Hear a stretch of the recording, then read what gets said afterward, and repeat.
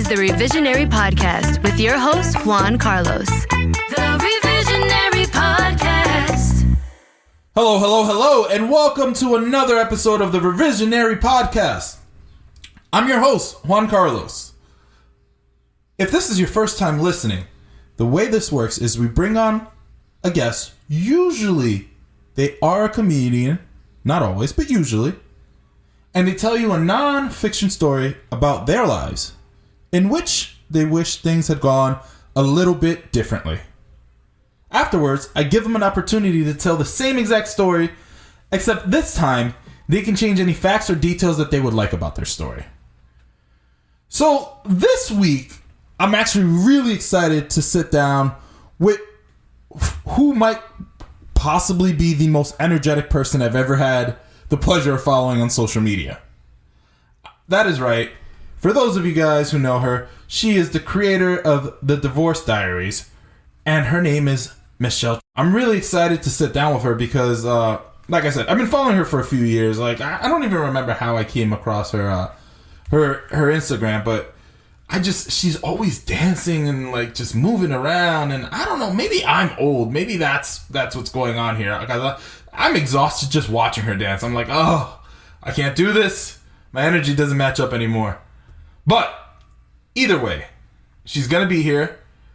And she's going to tell you her story, so I don't want to go too much into it. But just all you really need to know is that, she is a single mom who has created this whole, entertainment brand around being divorced. So she took something that a lot of people consider a negative, and she's found the way to turn it into a positive. So I'm excited to speak to her about that and see how that goes. So without further ado, let's go ahead and get Michele on the line. Hello, Michele. How are you? Hi, Juan. How are you? I am doing phenomenal. Welcome to the Revisionary Podcast. Well, thank you for having me. I'm very excited. So, why don't we give the Revisionaries a chance to get to know you? Why don't you tell everyone a little bit about yourself? Introduce yourself. Well, my name is Michele Traina. Michele with one L, and Traina with an A at the end, not any kind of... Fancy. Yeah, deaf, right? I mean, people... Deaf. I don't know why I think that that's good to say that, but I get a lot of people that spell it with two L's because that's another common way to spell it. Even when they see my name spelled out on Facebook, they spell it wrong. Even when they see my last name spelled out somewhere, they spell it with, like, I'm a trainer. I'm not a fitness trainer, even though I love fitness. I'm a trainer. Italiano. I am a comedian and a writer and an actor and a teacher, and I am the creator of Divorce Diaries, which is my one-woman comedy show about my divorce. Okay. So many questions here. Yeah. Before we get started, let me ask you a silly question before we even jump into this story. What's the perfect sauce to noodle ratio? I mean, you're Italian, so I expect you to have the perfect answer. Well, you shouldn't be drenching it in the pasta, but I do like a lot of sauce personally. So it should be like 2 spoonfuls on top, so you feel like the noodle's bare and naked on one part, but it's got a little bit in the middle. So if you drench it, then it gets to be too much. There's like it's not a good ratio. But I'd say you put a little bit more pasta than sauce ratio, and then you can mix it up. You put the grated cheese, the rughetta. There you go. Rughetta, I like that. See, I'm Dominican, so when we make spaghetti, we use 4 jars, and then we add like 7 more. That's how we know it's done. Nice and saucy. Do you know that I've met guys who put ketchup on pasta? That's a sin in my house. So I told y'all that this is a judgment-free zone, but I lied. I'm judging you if you put ketchup on your pasta. I mean, like, I get macaroni and cheese, like Kraft macaroni and cheese, and you have some weird craving. But do not put a ketchup bottle near spaghetti. Like, ugh. Hold on. Do you get store-bought, or do you do that thing where you make all your sauce, once a year and then store it? So I definitely make my own sauce. I make a quick sauce. I never buy the jar sauce. If I buy the jar sauce, it's because I'm in like some kind of weird panicked rush. But the quick sauce that I make is quicker than the sauce, and it's cheaper. And it's real simple. The spaghetti I used to make homemade before I had a kid, and it's simple too. It just takes a long time because I don't have a spaghetti maker. I roll it out and I slice it with a knife. See, I know some of my good friends are Italian, and I know that like once a year they go around finding the perfect tomatoes, and it's like a big deal because I think they all do it right around the same time a year. And then, like, they buy all these tomatoes and store up for, like, the next year. Yeah, they that's what a lot of Italians do. That they put sauce in freezers and they label it because they think it's good for 6 months frozen. I have never frozen it just because we do it all the time, make it all the time. I should make big vats of it and freeze it. My recipe is amazing and it's short, quick, and to the point, and I love it. You trying to share? Not on air though. No, I can share it. It's totally fine. I love if you make it, like, tell me you liked it. It's tomato paste, water, sugar, garlic, salt and pepper, and garlic. And it's real easy. Oh, this is super easy. Because tomato paste is like 50 cents in ShopRite. If you're making it for 2 people, you get the tomato paste, garlic and olive oil you should already have in your house. Salt and pepper you should have in your house. Sugar you should have in your house. So you buy those things in a sum for the month. Your sauce is costing you 50 cents. And you can also put fresh tomatoes in it, but if you're on a budget, you put you get a little bit of garlic. You brown the garlic in. I think it's a half a tablespoon. Now I know how to make it so much that like I don't measure, but I think it's half a cup or half a quarter cup of olive oil. You put the garlic in. You brown the garlic. You take the tomato paste, scoop it out, and then you take 3 cans of water, pour it in.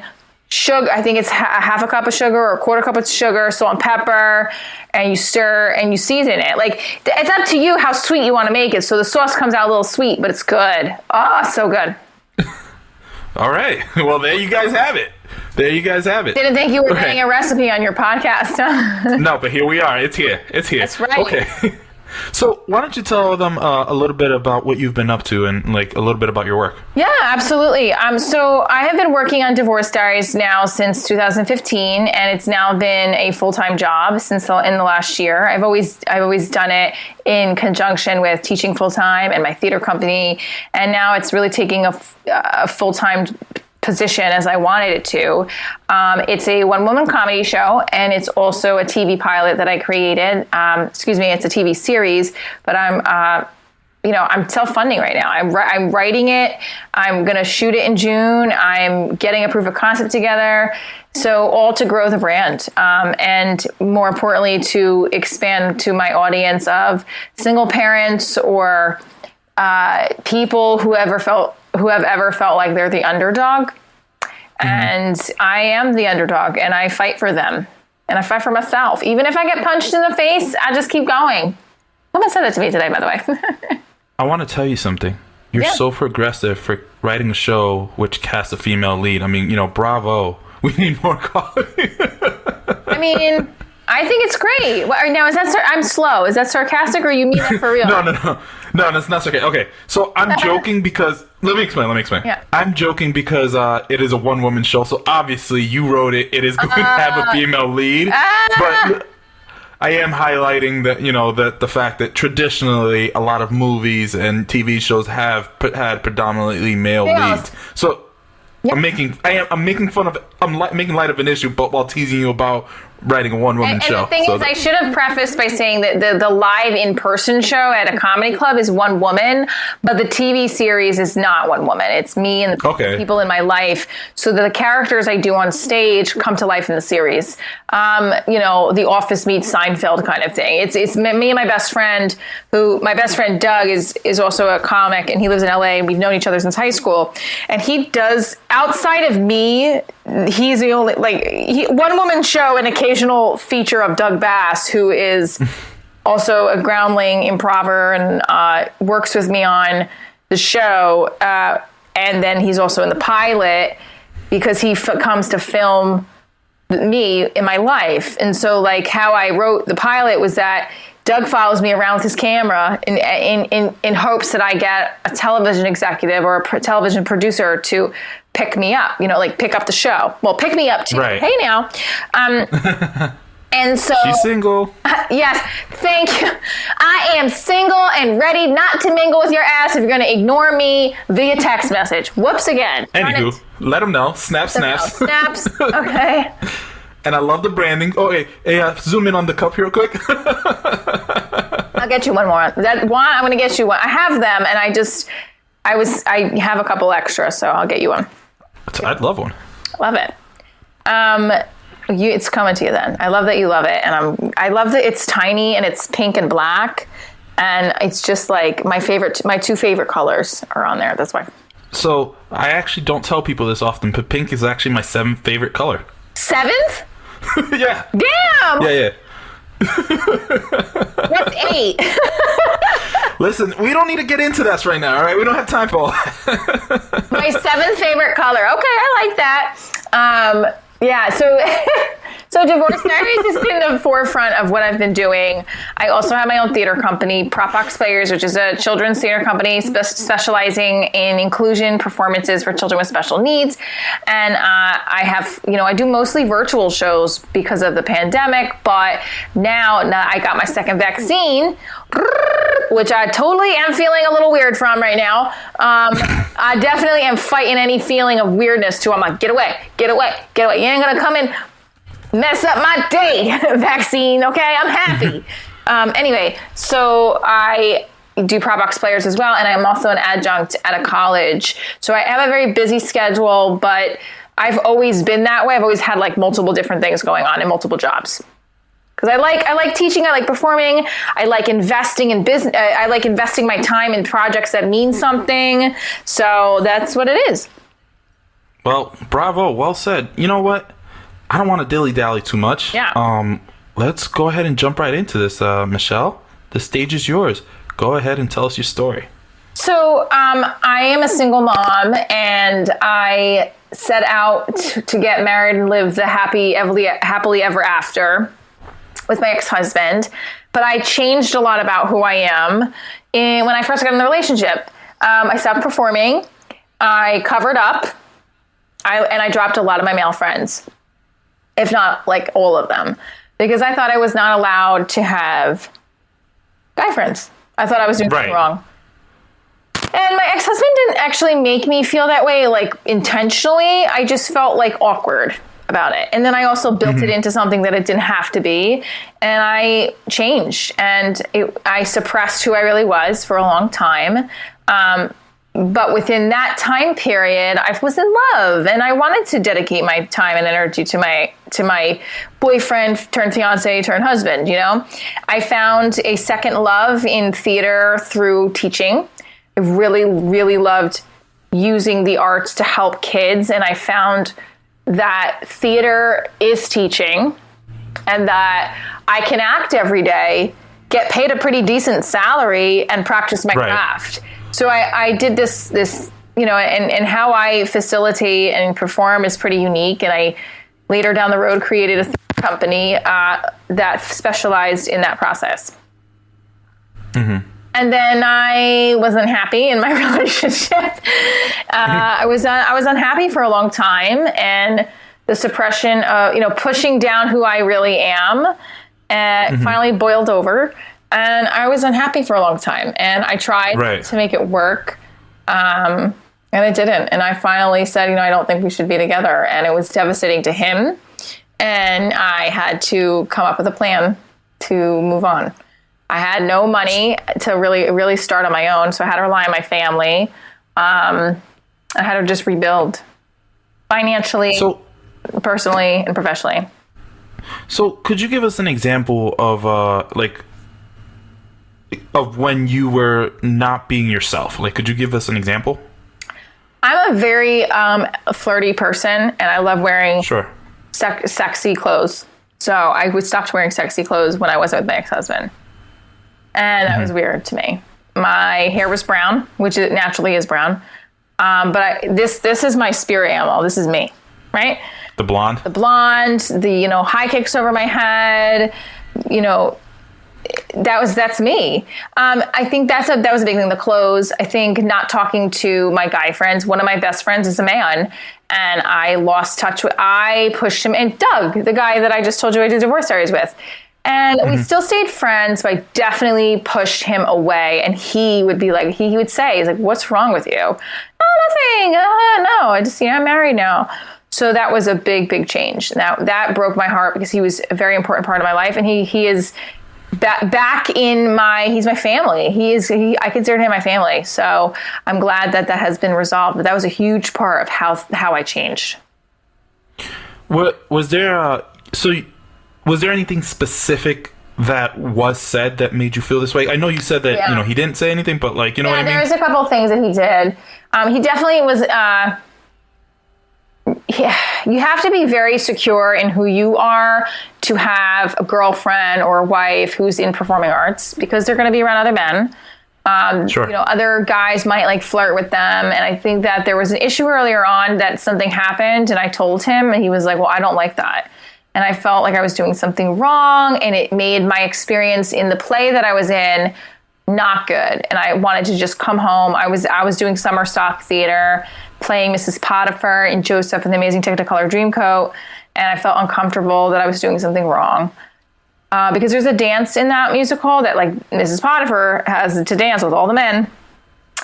And it's very touchy-feely and like I got a weird vibe from him and that triggered everything in my head. May I ask what it was that happened? Was it just the dance? One of the guys smacked my ass and he just was like, I don't like that.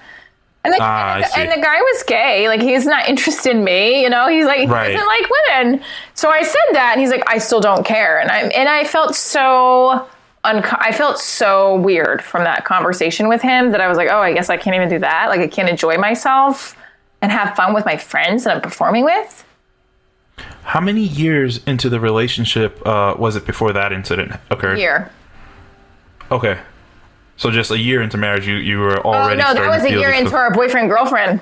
We weren't even married yet. Wow. we were just dating. Yeah. Okay. Started early on the suppression. I see. So immediately as soon as the relationship started was when you already started changing your habits and your clothes and that within a year that was the kickstarter. It was a year we started dating and that's when I was like, oh, am I not supposed to do this? Because I hadn't changed a lot, but I also in the very beginning of a relationship was on the road, so we were on and off. We were together, but I wasn't consistently with him until so like So let's back up here a little bit, because if you're gonna be discussing your ex-husband, for the sake of the story, let's call him Brian. Yeah. Okay, I don't know what his actual name is. I hope it's not Brian because that'd be awkward. It's not. I like that. Perfect. We're using an anonymous name. His name is Brian. Okay, so let's start from the beginning. How did you meet Brian? Tell us the story of your relationship, like how it escalated, and what were the things you liked about him?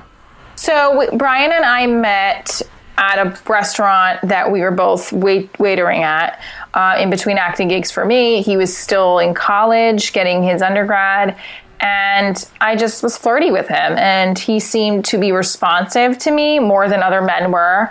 At the time, I was only 23, so at 23, there's not a lot of guys who are ready for commitment, and I have been ready for commitment since I was in kindergarten registration. And he was like the first guy that was paying me attention, that wanted a commitment. So I think that was one thing that kind of was a sign, and maybe I should just relax about rushing into a relationship, because everyone starts getting engaged and everyone starts having these long-term relationships in their early 20s, or 24 pops in and they're like, okay, well, where am I? Who am I with? So that's how it started. And then I was traveling a lot for theater, so he came to see one of my shows, which I was shocked. Cut to today, where there's a lot of men that I date that don't come to my shows. Same kind of thread. But Brian, no shade, but shade. No, I'm gonna throw a lot of shade at that. Ooh, it's feeling real cool over here. Shade it up. Anyway, so that's how we met, and that's how we started dating. And I did definitely fall in love. I mean, I can't say that I didn't. Because then that would be like, well, I did feel something for him, especially in the beginning. I think when it started to get not great was when I felt like I was doing something wrong and I had to share everything with him, which I don't think you need to do in relationships. You just need to have you just need to have loyalty. Some things you don't have to share with everybody. You know, you can flirt, you can talk to other people as long as you're being faithful, I personally believe. And I just don't feel like I just changed so much. I kept feeling like I have to just be committed to this person. I can't show my boobs. I can't have, if I'm not with him. And I look back at it, slowly but surely, I was becoming unhappy too. Mm-hmm. He was. So, let me ask you this: what were some of his good qualities? Like, what were the things that you liked about him when we first met? Besides him coming out to see your shows, he was very calm. He was very calm in the sense that he wasn't as high energy as me, and he could like take me in. He'd listen. I think I grew up in a very high-strung household, in a loving household, but just very high-strung.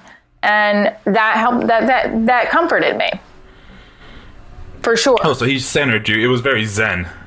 Yes, it was zen. But later down the road, I noticed this is the kind of zen that actually is going to be beneficial for me when you're stoned or you're just lazy or depressed. Possible options that he was. Not all the time. There was some times where he actually was there for me when I was having anxiety and not stoned and not, complacent. But there was definitely things where I feel like, yes, he could be quiet and calm, but I don't know if it was the zen I needed. Not the zen that's going to motivate you. No, I 1,000% get that. Okay, so fast forward. So now you said the first instance was that when you were doing the acting gig and that guy slapped you on the derriere. Playfully, and that was one. So you went and told him, right? Because obviously he wasn't there, right? Yeah, I was on the phone with him and I told him, and I don't remember why I told him. I just mentioned it. And he's like, well, Did you just say it in passing like it was funny? Like, oh, ha, ha, ha. Yeah, I think that's how I said it.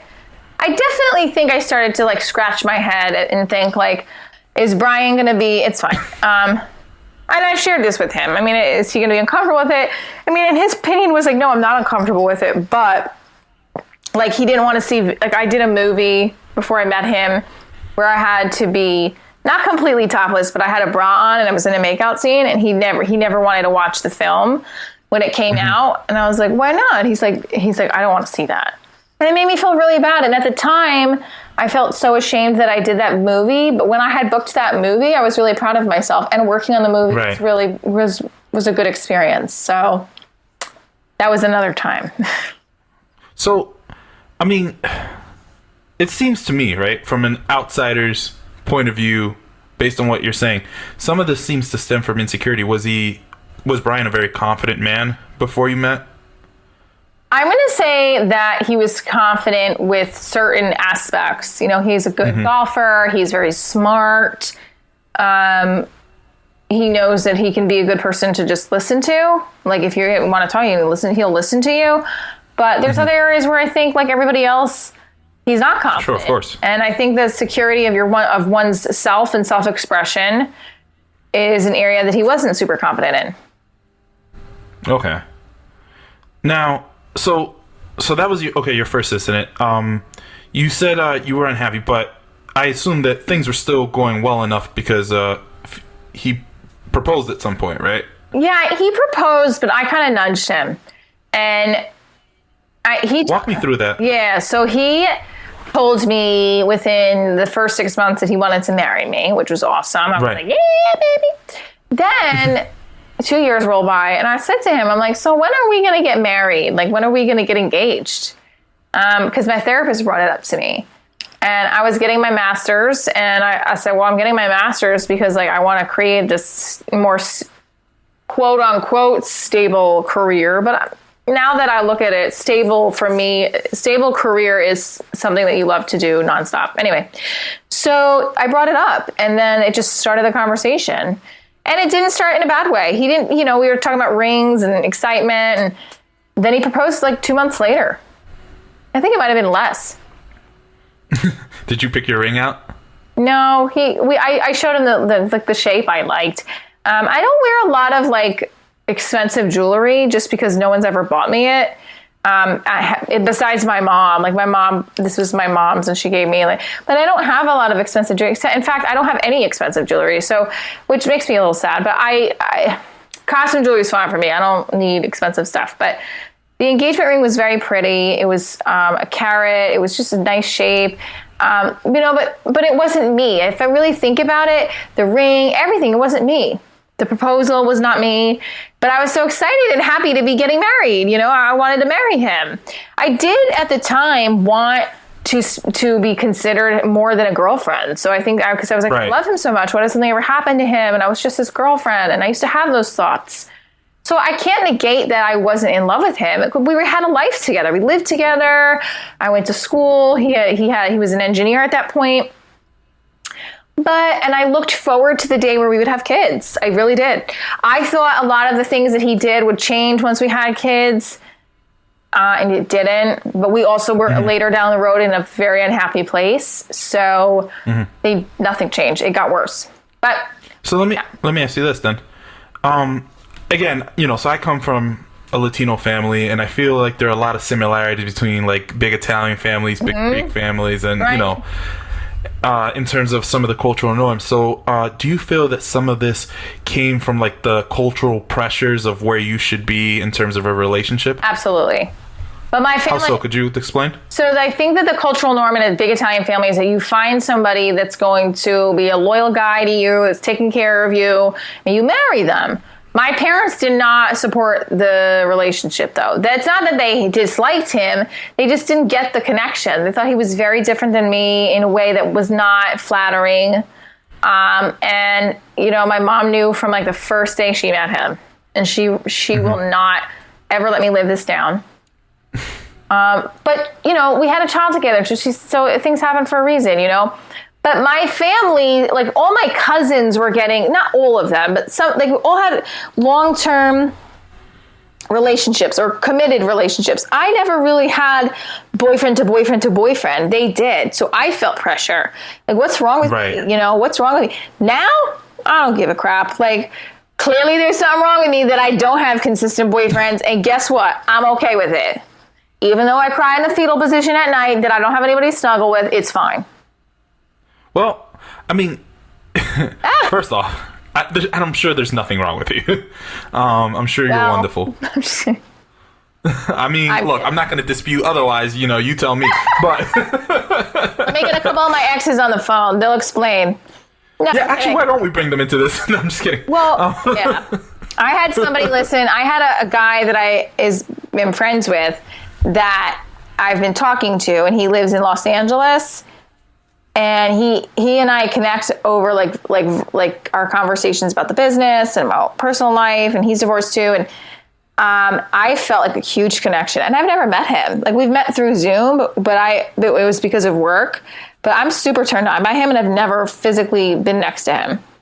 Mm-hmm. And he told me, he's like, "But Michele, it's not realistic. We live too far away." And I was like, "How could you reject my love?" He's like, "We just met." And I was like, "Still, it's love at first talk." Yeah. So he's like, "You're creating fairy tales in your head, and we just known each other for a couple of weeks." So I was like, "It's not fairy tales if you're manifesting it." Yeah, you're just putting it out into the world. I get that. So, that could be an issue, but I don't know.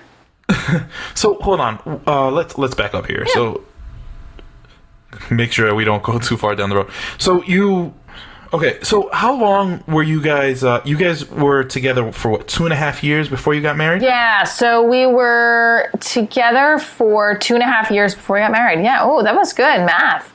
Yeah, I'm paying attention. That's good, awesome. And then, so I think by the time we got married, it was almost 4 years that we were together. Okay, and how long were you married? 6 years. No, 5.5. So I've been divorced now more than I've been married. Than I was married. So we were married about 5.5, together almost 9 years. And then I got divorced 6 years ago. 6 years ago, April 26th. Oh, well, that's okay. Got it. Okay. My anniversary. Come on, I gotta remember that. Yeah. I don't know. Is that a thing? Like, do people go out and celebrate and have shots? I do. Do you? Why not? People want to celebrate their wedding anniversary. I'm going to celebrate my divorcery. You know what? I support that. And it's funny because it was something that I was going to bring up to you. I think it's interesting that a lot of people, when they hear someone gets divorced, they treat it as if it's like sad news. And I'm sure it is for some people, right? But for other people, like, they can reclaim their happiness. You know what I mean? Usually, like... Sorry, go ahead. Yeah, go ahead. I won't tell you your story. Go ahead. No, I love that you reclaimed your happiness. I said this a couple of times on some podcasts that I've done, and I love this statement that divorce helped me get back my identity. Mm-hmm. No, look, I absolutely get that. That's what I'm saying. People sometimes treat divorce as if it's a bad thing, but people don't get divorced because they're happy. You know, if you're at the point of divorce, you're probably very unhappy. And I'm not saying that I support or don't support divorce. What I am saying is that, like, you know, if two people are miserable, then, you know, maybe for them, that is the best choice. Right, exactly. And also, like, we were both miserable. So I just felt like it was the best choice. And I finally started to get back to a place that I was longing to be a long time ago. And no matter how hard things get, I'm so happy that I'm back in my own skin again. So let me ask you this. If you could go back and revise the story as per the podcast, tell me what you would change about your story. I'd like to say that I would never have left performing in my 20s. I mean, sure. The thing is, if you change things, then, you know, you don't get... There's a musical called If Then, I think it's called, and it's about how no matter the two versions of what would have happened in her life, she still met her husband, she still got her career stuff. It just was two different paths. So if I really had to change something, it would have been never to leave performing full time. Okay. I would have continued doing it. I should have never, you know, pushed down who I was to accommodate another person. So, I mean, really quickly, why don't you go ahead and have fun with this? Retell me the story with your changes. So I meet Brian, and I express to him that I'm going to keep performing. And, oh gosh, I don't know if I should do that. Okay. I'm going to keep performing, and he's okay with it, but he struggles with it. And we, you know, have a baby, and he still struggles with it, and we get divorced because that's what's supposed to happen for me to create divorce diaries. We are amicable about it. We are not in a hateful place. He does not gamble away money of mine. Not that he did that or anything. And wow. And I do move in with my parents because I need support.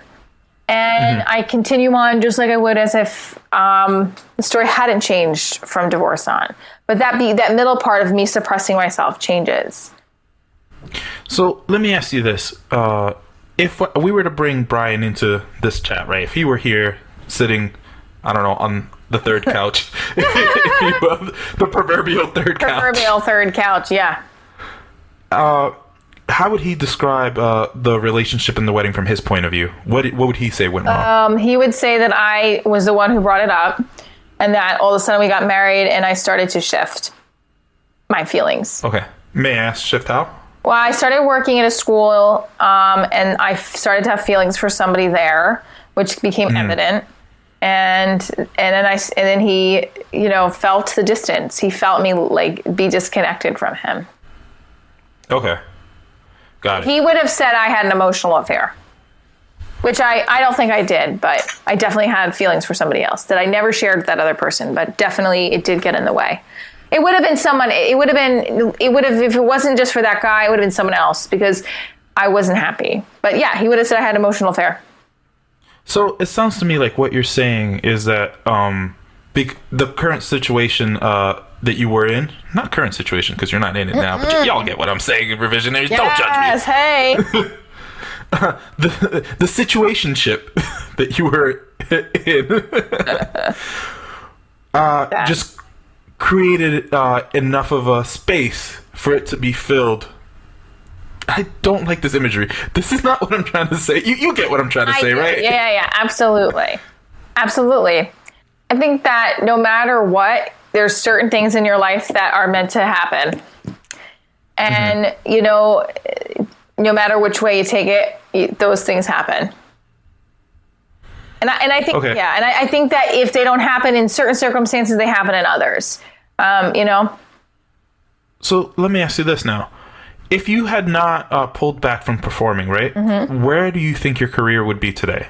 I would have gotten more. I would have gotten on to SAG. I would have made it closer to equity sooner. I would have been, I hope I would have been on UCB improv team. I wouldn't have stopped. I feel like I would have been doing then what I'm doing now. And then maybe now I would have been in a relationship and having the kid. But at the same time, I wouldn't prefer it. I feel like I'm hungrier this way. Mm-hmm. And it's something interesting that you said to me is that you would still get the divorce because you felt that was an important part of your story and your life story. So now, without it, right? If you had kept performing, do you think you would have? How do I explain it? The way you would have approached the shows that you're developing and the things that you're doing, would that have changed? And if so, how? If I would have gotten married, if I wouldn't have gotten married. No. What I'm saying is, so you stopped performing, right? You got divorced. You wrote this whole, you started writing all the characters and developing the show, and you're saying that that the divorce has made you hungrier, right? This is what you've said to me. Yeah, putting on hold my performing career, and then jumping back into it. Now I feel like I'm more hungrier than when I was in my early 20s. Right. So what I'm saying is, if you had kept performing throughout, okay, right? Yeah. Would the fire have ignited as brightly as it did because you felt like you were making up for lost time? Yeah, I think it would have been a different story. I think that I've always been a tenacious person, so something would have driven me still with that fire underneath me, but maybe I would have gone into different directions with it. I think that it would have continued going. I don't doubt that, but I would be curious to know how, because I feel like divorce is the central theme of like how I'm going to get to the finish line, and then go to the next marathon. Yeah, I do. And let me ask you this too: has it been difficult to, I guess, kind of relive this constantly through the work that you're doing and through like all the conversations? No, I love it. I do. I love it because it's healing. I like making people laugh about my experience, and it's therapeutic. So I love reliving it. So you find this cathartic? Absolutely, 110%. I just wanted to use the word cathartic to show you that I made it past high school. Yes, it's cathartic, baby. And I think that's how people heal, learn, and grow. What is something that you would say to someone who was going to get married? Like, what do you feel that you could have done differently to ensure, that you wouldn't have lost yourself or any of the bad stuff that you were describing? Don't be afraid to stick in your own shoes. Don't be afraid to be who you are because you're afraid it's making somebody else uncomfortable. That's what it was doing. You know what? I think that's great advice. So, before I let you go, we have 2 traditions on this podcast. Yes. Yes. The traditions portion. This is the fun part. No, I'm just kidding.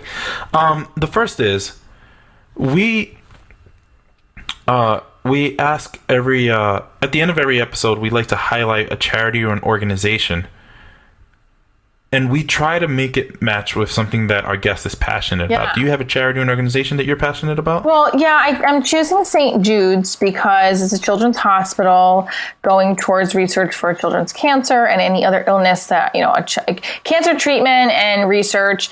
But my mom always donates to St. Jude too. And when my dad passed, I think they made a huge donation to St. Jude's Children's Research Hospital for under my dad's name. So that's why I choose St. Jude's, and also because of my connection with my work with kids. Okay, perfect.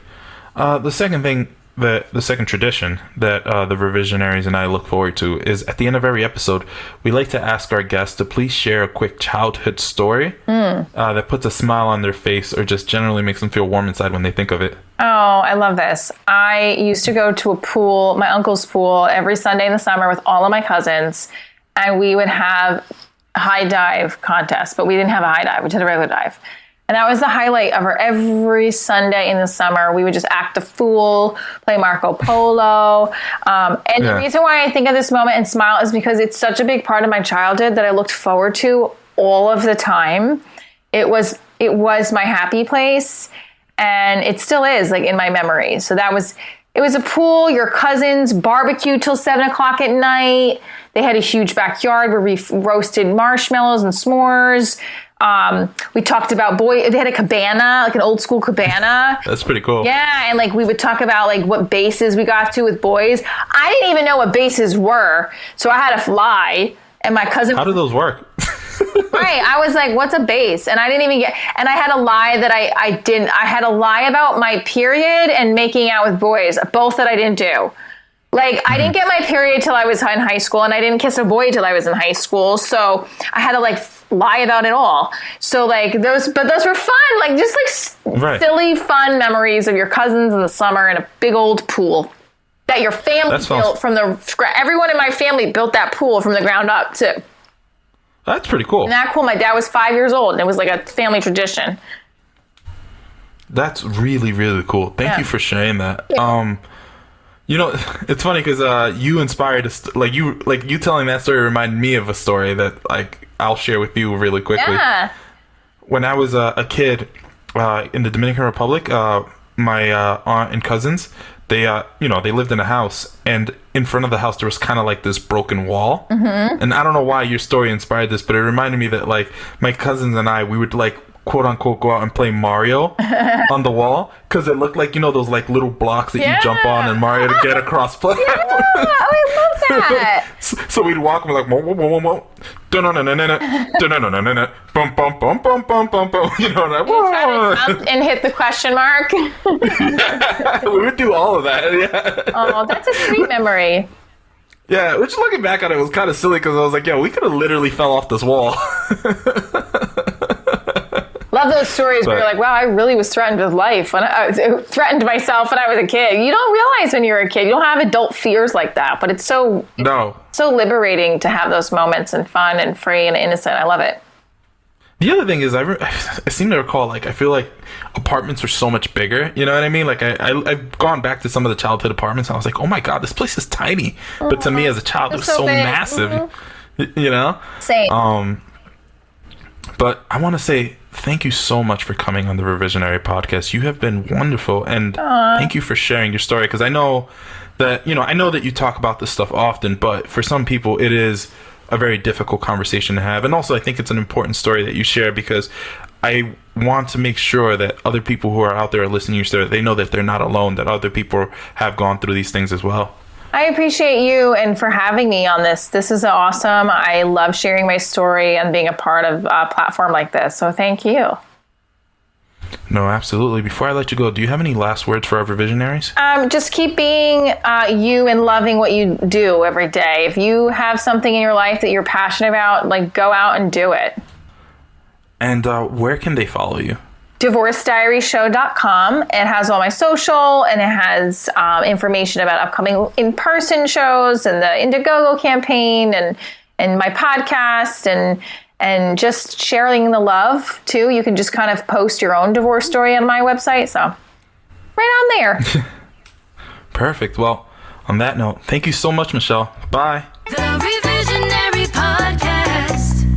You know what I love about that is that, again, she reclaimed it and she like repurposed it, and like now she's making a TV show out of it. It's a whole brand that she started and like taken and ran with, and like that has been what has set her apart. Because there are a lot of people who would have handled this situation a little differently, but she's still going for it. She's still pursuing her dreams, and I honestly think that that's absolutely beautiful. And I support people who find a way to find positivity in every environment. I think that is such a wonderful thing. So I want to say that, and I also want to say shout out to all of you single moms out there. I imagine that being a single mother, being a single parent in general. Let me take a step back. Shout out to all you single parents out there, because I imagine being a single parent is difficult. I don't know how you guys do it, but I have a lot of respect for the things that you do, and I'm sure your kids appreciate it as well. So shout out to you guys, and I want to say to all the listeners out there, thank you very much for tuning in to another episode of the Revisionary Podcast. You guys are the absolute best. And as always, thank you for listening. This is the revision.